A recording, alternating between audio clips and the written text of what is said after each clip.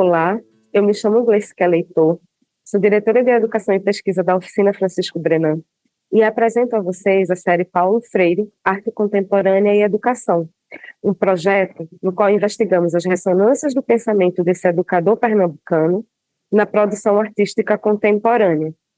Para este episódio, a curadora Rita Vênus conversa com a artista Agripina Manhattan sobre o ato de nomear e a importância da palavra na sua produção, que se dá nas interseções entre arte e educação. Rita ainda convida a Agripina a refletir sobre como pessoas trans e travestis vêm produzindo críticas e revisões aos cânones da arte. Desejo a vocês uma ótima conversa. Agripina, é um prazer te receber aqui e conversar contigo sobre o teu trabalho dentro dessa série. Nessa conversa que nós nomeamos Nomear é Político. Para mim é um assunto que me atravessa muitíssimo, assim. Enfim, queria te dar essas boas-vindas para esse papo nosso. E queria começar com uma questão que parece que atravessa nós duas, assim, pela última conversa que a gente pôde ter antes desse papo, que é essa relação com o passado escolar, né? Com esse passado de infância escolar. Eu pude compartilhar contigo que para mim foi fundamental esse processo quase arqueológico que eu tive de retomar os meus arquivos escolares, que minha mãe guardou durante mais de 20 anos, né? E quando eu retomo esses arquivos, esses primeiros exercícios de nomeação que estava ali, feito em que eu repetia o meu nome de batismo incansavelmente, assim, e isso foi um processo arqueológico, assim, fundamental para mim, para enxergar essa violência que estava intimamente vinculada ali ao processo de formação infantil mesmo, né? E entendi que para você também acessar esses arquivos escolares, acessar seus primeiros desenhos, né? Foi algo fundamental e é fundamental para você enquanto uma referência de liberdade artística mesmo, né? O quanto esses desenhos teus primeiros desenhos foram fundamentais, assim, são para você. E aí, partindo disso, assim, partindo desse lugar que nos afeta muito, eu queria te lançar, assim, uma pergunta que você comentasse um pouco, como é que você enxerga e como é que você lida, enfim, hoje com essa relação da escola, da violência e da liberdade, né? Essa tríade, assim, que por hora se confunde mesmo, né? E de como o teu trabalho está muito interessado também em ganhar formatos pedagógicos, né? Enfim, queria que você comentasse um pouco dessa relação. Assim. Oi, Rita, é um prazer estar aqui com você. Fiquei muito feliz com o convite, né, de participar dessa série de entrevistas, né, comentando um pouco sobre a relação entre a arte e a educação, que é uma coisa que é muito presente na minha pesquisa, no meu trabalho. Para quem me conhece, meu nome é Agripina Manhattan, eu gosto de me apresentar como artista, professora e travesti, não porque são as três coisas que eu sou, mas porque são as três coisas que eu escolhi ser, e que são as três coisas que estruturam parte do meu pensamento artístico. Seguindo um pouco, né, do que a gente tinha conversado na nossa primeira fala, né, que não foi pública, a escola é sempre um lugar de muita violência, e o passado, para a maioria das pessoas trans, também é um lugar de dor e violência. Eu, no caso, ainda vivo na mesma casa onde eu vivia com os meus pais quando eu estava na escola. Então, eu acesso essas memórias, essas violências diariamente. Então, eu nunca tive um momento na minha vida, ou por muito breves momentos da minha vida, eu estive em lugares onde as pessoas só me chamavam de Agripina. Então, ter a minha identidade confrontada, né, com o outro, né, com, enfim, esses aspectos do mundo que não sou eu, sempre fez uma coisa muito presente para mim. e muito dolorosa. E minha relação, né, com a escola, com a arte, e, enfim, nesse lugar entre os dois, foi sempre de tentar intencionar criar um lugar de ressignificação dessa dor. Eu tenho muitas dificuldades, né, de lidar com a dor, com o luto, e isso é uma coisa muito presente na minha história, assim, da perda dos meus pais, muito recente, na perda desse lugar de segurança. Então, dentro de todas as contradições, a escola sempre foi também um lugar de escape para mim. E me fez abrir possibilidade de ver mundos outros do que a minha família cria para si. E me deu a possibilidade de pensar, de criar outros mundos possíveis para mim, assim.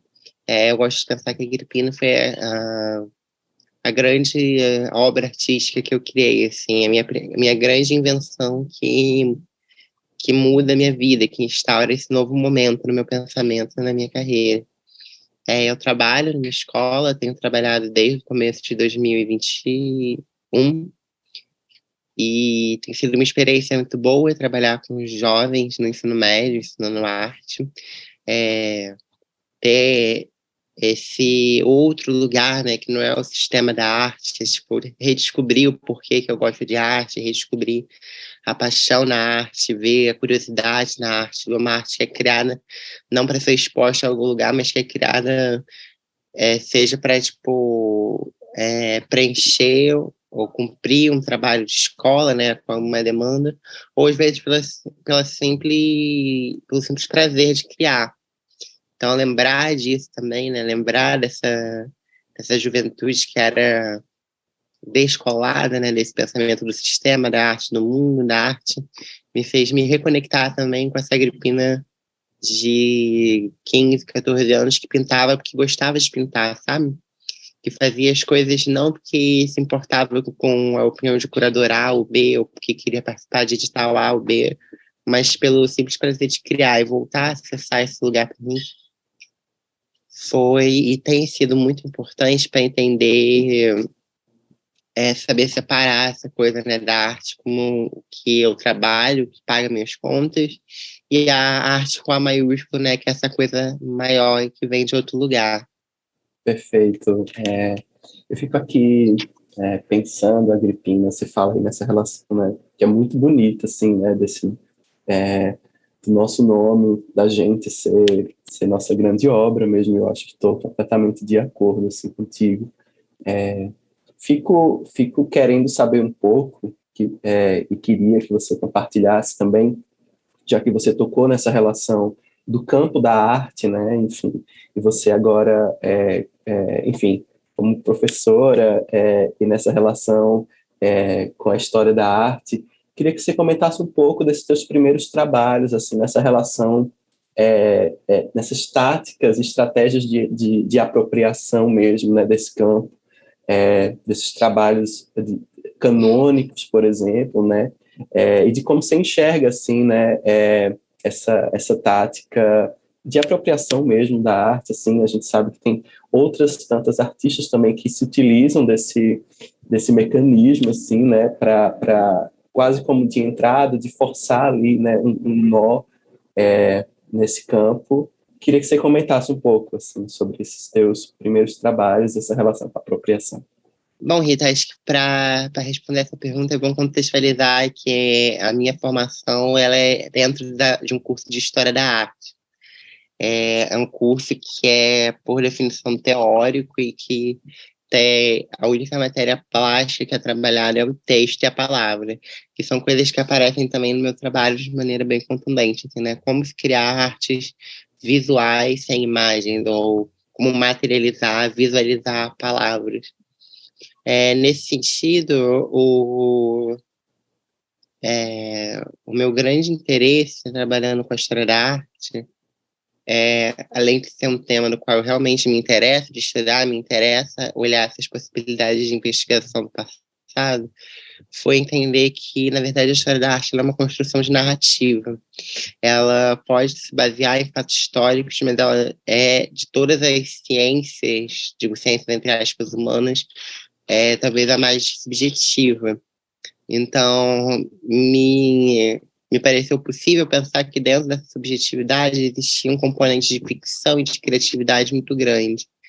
E conversando com outros artistas, estudando a própria arte contemporânea em si, eu percebi que se apropriar de trabalhos canônicos, né, recontextualizar o cânone, transfigurar o histórico, se tornou uma estratégia que muitos artistas têm usado, assim, não só eu, e não só artistas brasileiros, mas como uma tendência, né?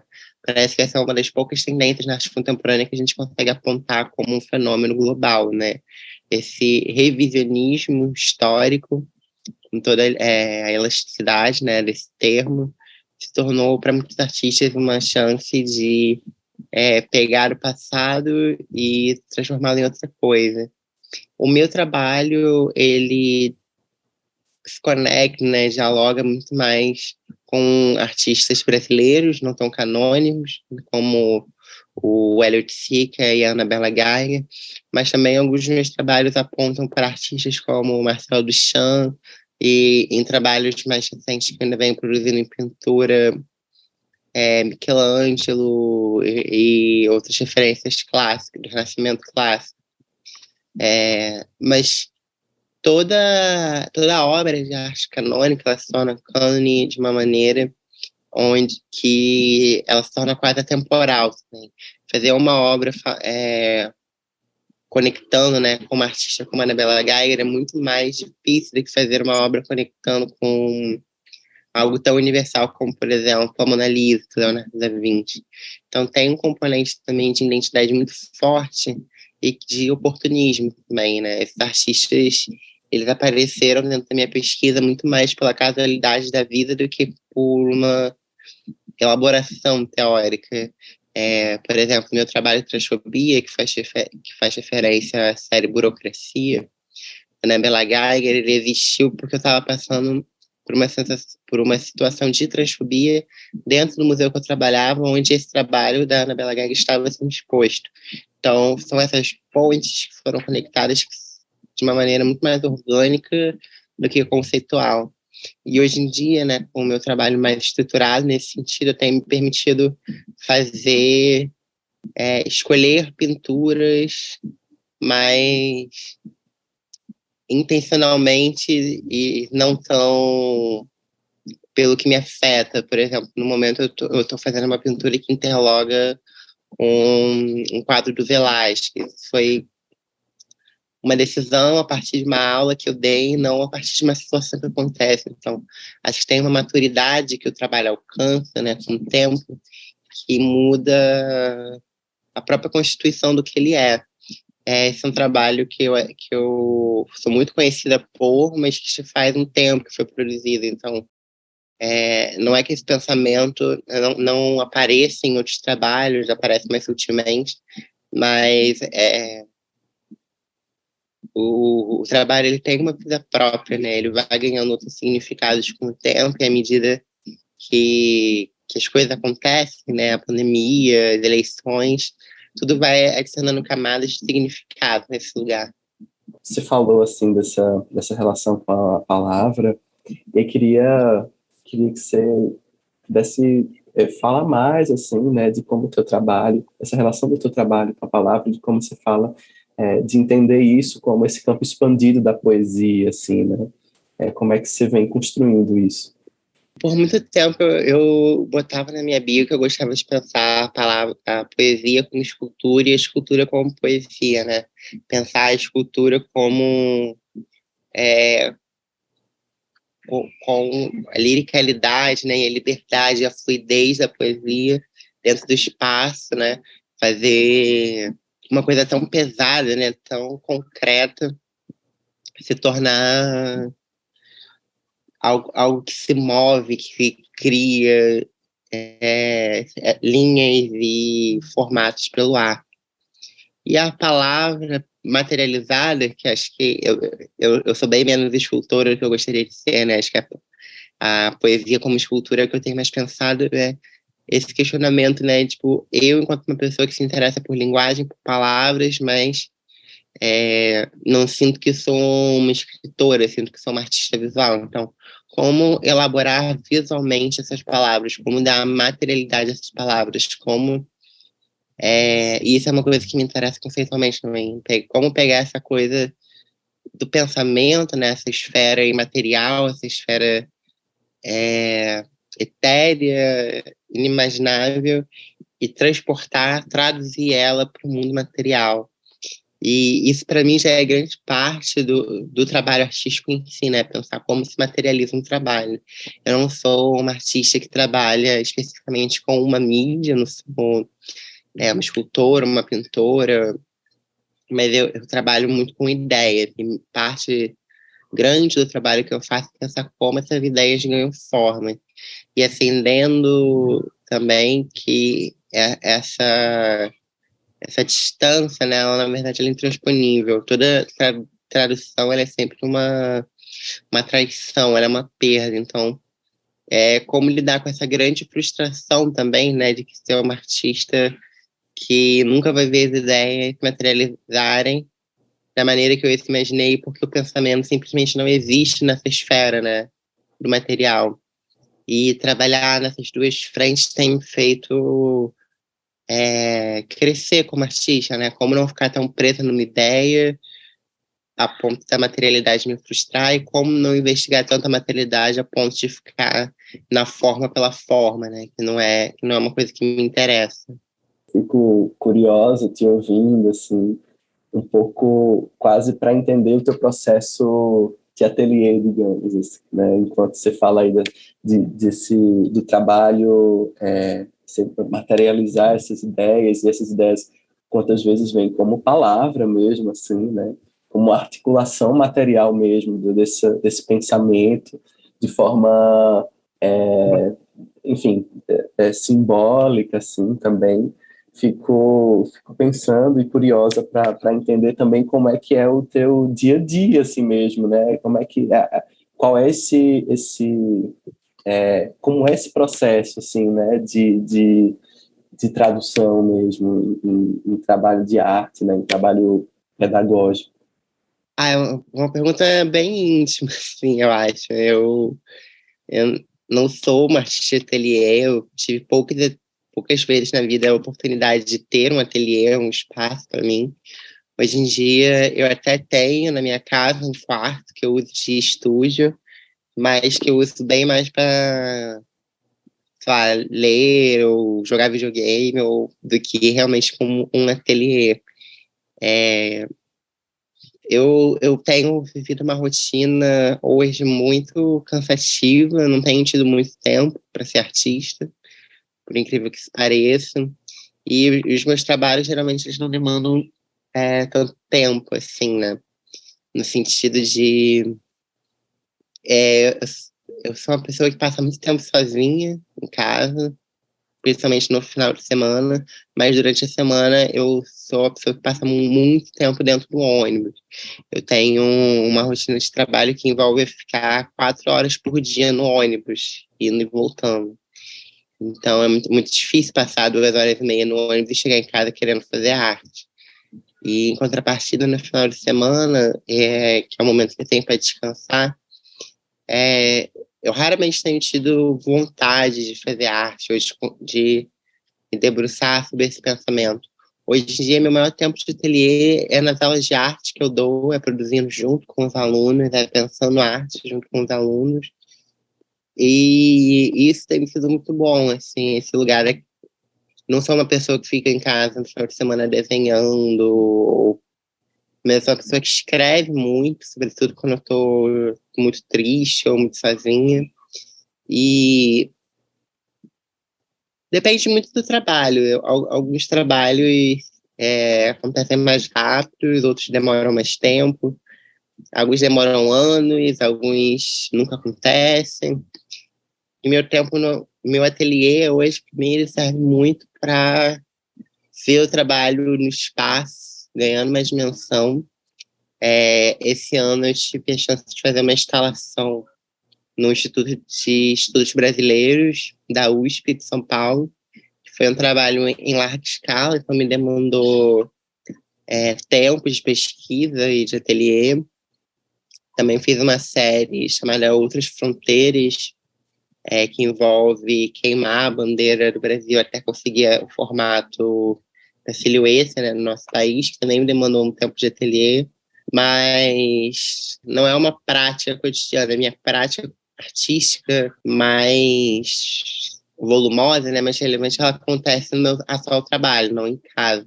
Minha casa é um local de muitas emoções, assim, é a casa onde eu cresci, é a casa onde minha mãe faleceu, é a casa onde meu pai me abandonou. É mais lidar com isso e tentar deixar a casa organizada do que ter tempo para fazer arte, às vezes. Agripina, e você fala desse espaço coletivo mesmo, assim, né, que você, do seu trabalho também, de como esse espaço acaba influenciando também, enfim, criando essas conexões, e eu fico curiosa para entender, você toca aí já no seu trabalho de queimar mapas, né? E aí queria que você falasse um pouco dessa relação com os símbolos, né? Com os símbolos nacionais, né? Que a gente, desde muito cedo, a gente é bombardeado, assim, né? Grande parte da nossa formação é através desses símbolos mesmo, né? Que são compartilhados conosco, enfim, nessa ideia de coletividade, e queria entender um pouco como essa negociação coletiva, né, no queimar um símbolo, assim, né, quando você queima um mapa, né, quando você borra essa fronteira, como é que é essa negociação, assim, né, como é que se dá uma relação a partir disso, assim? Bom, Rita, dentro do curso de História da Arte, a gente analisa bastante a história dos símbolos e seus significados, né? Na semiologia, a gente consegue separar o significado de um símbolo do seu signo, no sentido de que eu acho que todo símbolo ele é coletivo, mas o signo ele é individual. O símbolo ele é quando o signo se torna coletivamente aceito, ou quando ele adquire o mesmo significado para diversas pessoas, né? Quando ele se transforma num ícone, quando ele se transforma numa coisa que é maior do que a imagem em si. Então, fazer os trabalhos com a bandeira do Brasil num ano como esse não são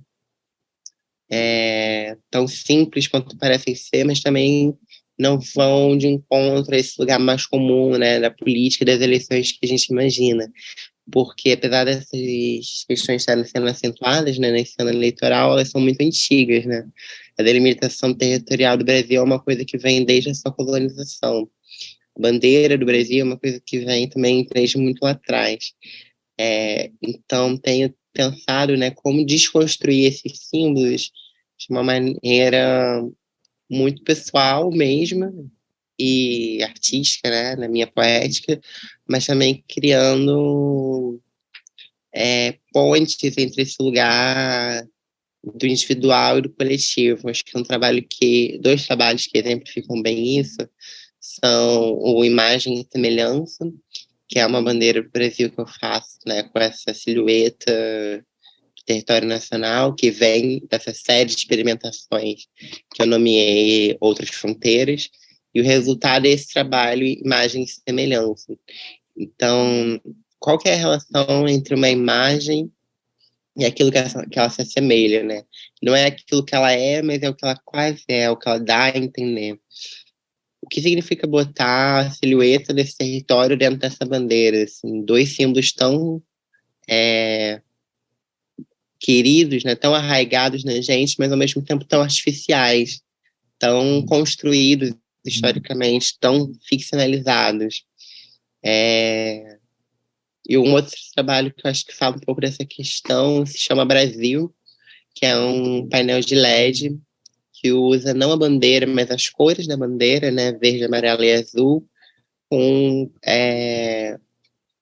uma pesquisa feita pela ANTRA, relatando dados da população trans travesti no Brasil passando. Então, é um trabalho estatístico, né, não é um trabalho que tem bem pouca subjetividade envolvida, né? Ele é um trabalho que é feito como base de dados, e alude ao nacionalismo, né, e à violência que pessoas trans são cometidas no Brasil pelas cores.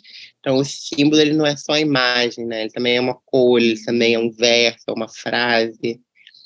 E só que a forma como isso se torna uma ideologia é o que me interessa investigar, né? Deixa eu puxar aqui, Agripina, outro ponto, assim, porque ainda sobre os símbolos, e aí voltando um pouco lá na minha primeira questão, em que eu falava dos meus arquivos escolares, assim,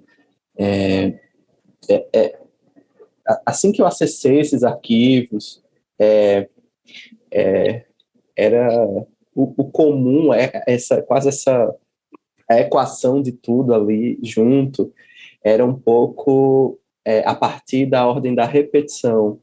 Parecia que não só o meu nome, não só a repetição do meu nome, diversas vezes que eu precisava fazer, mas a repetição das datas, assim, por exemplo, das datas comemorativas do Brasil, em que todo ano eu repetidamente coloria, né, usava essas cores para colorir desenhos com todos esses símbolos assim nacionais de forma constante. E aí fico pensando a partir dessa chave da repetição enquanto violência também, e de como se enxerga assim essa ordem de repetição mesmo, que parece ser muito difícil assim de dobrar, né? Como é que você entende essa chave do trabalho artístico que também é pedagógico, no teu caso, especialmente, assim, como essa relação de repetição, assim, como dobrar essa repetição que a gente viveu durante décadas, assim, né? Queria que você falasse um pouco, assim. Eu acho que esse é um papel muito importante que a escola faz, né? Tipo, de ensinar pra gente quais são os nossos símbolos. E é isso, né? Como eu falei anteriormente, o símbolo é algo que é coletivamente aceito. Então, para um símbolo, para uma imagem, para uma cor, para um verso, para um dia se tornar um ícone, um símbolo, ele precisa ser aceito coletivamente, né? E o instrumento para fazer isso, muitas vezes, é a escola. Não só a escola tradicional, né, como a gente é submetido, mas também no passado pelas grandes escolas de arte, né? A gente tem, por exemplo, o Grito do Ipiranga, do Pedramere, enfim, de algum homem imperial branco da Academia de Belas Artes. A gente tem a primeira missa no Brasil, essa do Vitor Meirelles, que eu sei. Enfim, a gente tem essa repetição e essa criação de imaginário, mas o que me interessa salientar é que todo símbolo ele foi criado um dia. Então, se ele foi criado, a gente também pode criar ou recriar em cima desses símbolos. E é isso que me interessa muito mais do que difundir esses símbolos, porque para mim não é um projeto de governo fazer com que a bandeira do Brasil seja desconstruída na sua silhueta. Mas eu acredito que seja uma das possibilidades, né, do papel do artista, tentar investigar essas criações e recriações das imagens e dos símbolos. Eu queria que você falasse um pouco, a partir dessas experiências, né, como educadora, assim, dessa tua trajetória, né, articulada aí com Paulo Freire mesmo, como é que essa educação, como é que a educação aparece na tua obra, né, seja nesse trabalho como professora, no trabalho como arte educadora, nas instituições, e sejam os teus trabalhos artísticos também, que lançam, né, desses formatos educacionais, como palestras, seminários, materiais didáticos, assim. Então, queria que você falasse um pouco desse lugar da educação mesmo, na tua poética e no teu pensamento. Uma grande história, não tem nem muito por onde começar. Eu acho que tem muitas coisas que eu poderia falar. Eu poderia falar que que uma das minhas primeiras relações de trabalho que eu tive no mundo foi como arte educadora. Poderia dizer que eu estou há 2 anos trabalhando em escola. Poderia dizer que minha mãe foi professora a vida inteira. poderia dizer que eu tive grandes professores a vida inteira, eu poderia dizer que eu fiz aula de arte, de pintura, desde na minha adolescência, isso moldou a minha forma de ver arte. Mas eu acho que me interessa falar aqui são duas coisas. Que é o papel institucional do arte educador e o papel institucional do artista. Minha inserção nesse mundo da arte, por assim dizer, se deu como arte educadora. Como eu disse, foi uma das primeiras experiências de trabalho que eu tive e que eu continuei anos. E especialmente quando eu era mais nova, me incomodava muito ver a precarização do papel do arte educador dentro das instituições, a precarização da instituição brasileira como um todo, mas sobretudo o papel da arte, né, da arte educação, que parecia sempre ser a irmã menor desse lugar grande que é a arte, assim. Então, dando um exemplo, né, para ficar mais concreto, me doía muito estar numa instituição e ver os artistas, né, sendo recebidos com honras, glórias, e como tem que ser também, né, não que ser artista no Brasil seja um grande lugar de privilégio, porque eu sei que não é, mas tem um pensamento ali sobre relação de trabalho mesmo, que é tão precarizado quanto, é mais informal, mas que consegue acessar um lugar de legitimação institucional muito maior do que o papel do arte educador. O papel do arte educador ele é geralmente reduzido a um papel de estágio, na maioria das vezes.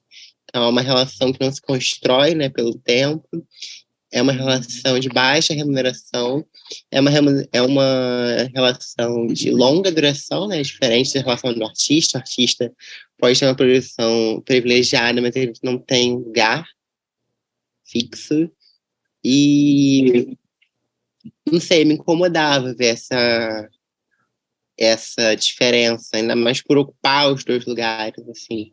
E desde que eu estava no curso de História da Arte, nunca me pareceu fazer muito sentido separar o artista, o curador, a educação da arte, especialmente quando um desses lugares era tão agregado com um juízo de valor, enquanto o outro era levado a um lugar de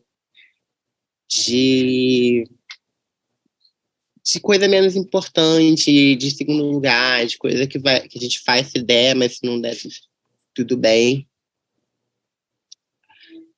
O que me levou a, por exemplo, criar um trabalho.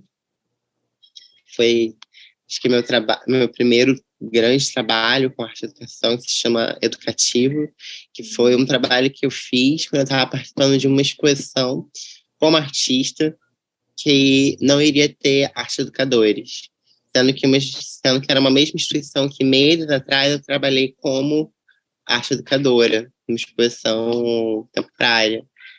Então, para mim, nunca é um lugar descartável. Para mim, é sempre um lugar muito relevante e é um lugar que, apesar de desvalorizado, faz muita diferença.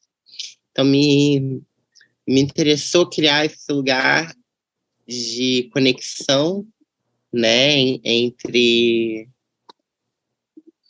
a arte e a educação e, principalmente, convidar artistas a estarem nesse lugar de educadores e convidar educadores a se colocarem, né, se assim desejarem, no lugar de artista, como uma maneira de redistribuir esse poder mesmo e de burlar essa fronteira, porque ela não faz sentido para mim. Depois disso, enfim, eu trabalhei em pré-vestibular popular, estou trabalhando em escola, já fiz publicação para crianças, oficinas para crianças. Acho que a educação ela tem sempre permeado o meu trabalho, ainda que hora de maneira mais sutil, hora de maneira mais explícita. Mas eu acho que é um pensamento que nunca dá para abandonar, sabe? E nunca sai de mim, nunca sai do que eu pesquiso. Não sai da minha forma de olhar o mundo, na verdade. Então, Agripina, enfim, queria te agradecer, assim, por compartilhar um pouco desse teu processo. Eu acho que é isso, assim, né? Essa chave do símbolo, essa chave, é isso, né? Temos que seguir queimando mesmo esses mapas, né? Parece que essa ordem de repetição precisa se inverter e, e assim queimando esses mapas, borrando essas fronteiras, né? Parece ser um pouco essa quase essa chave de encontro mesmo, né? Esse outro tipo de repetição que ainda hoje a gente segue, enfim, corroborando e colorindo ainda, né? A minha sensação é essa, né? A gente segue colorindo esses símbolos todos, que muitas vezes estão aí nessa ordem de violência, assim. Enfim, queria te agradecer e deixar ser à vontade para, enfim, para uma fala de despedida, falar o que você quiser, fique à vontade. Ai, Rita, tenho só o que agradecer, assim, por essa oportunidade de encontro, pelas pessoas maravilhosas que enfim, estão nessa comigo, que me convidaram, que foram tão gentis, pedir mil desculpas por, enfim, todas as dificuldades no meio desse processo pela minha parte. Minha vida está um pouco bagunçada agora, mas ter vocês no meio desse processo foi um respiro, sabe? É sempre um grande prazer poder falar a partir de Paulo Freire, né? Falar com pessoas que estão pensando em educação, que estão pensando em arte, que estão pensando nas fronteiras, né? Entre um campo e outro, e, enfim, só agradecer mesmo e estou aberta aqui a perguntas também, a colocações, enfim, só a felicidade da minha parte.